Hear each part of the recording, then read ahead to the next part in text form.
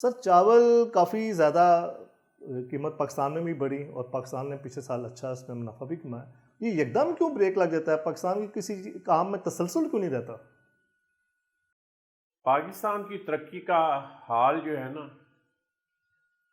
بالکل وہی حال پاکستان کی زراعت کی ترقی اور تجارت کا ہے۔ ایک جھٹکا لگتا ہے، اوپر جاتے ہیں، پھر یہاں پہ کوئی ایسی چیز ہوتی ہے کہ یوں نوز ڈاؤن کرتے ہیں، نیچے آ کے منہ کے بل گرتے ہیں، پھر اٹھتے ہیں، کمر سیدھی کرتے ہیں، پھر اوپر کو جانے لگتے ہیں، پھر اوپر جا کے یکدم یوں نیچے آتے ہیں۔ یہاں نہ پالیسیوں میں تسلسل ہے، نہ کوئی معاشی طور پہ اچھی پیش بندی کی جاتی ہے۔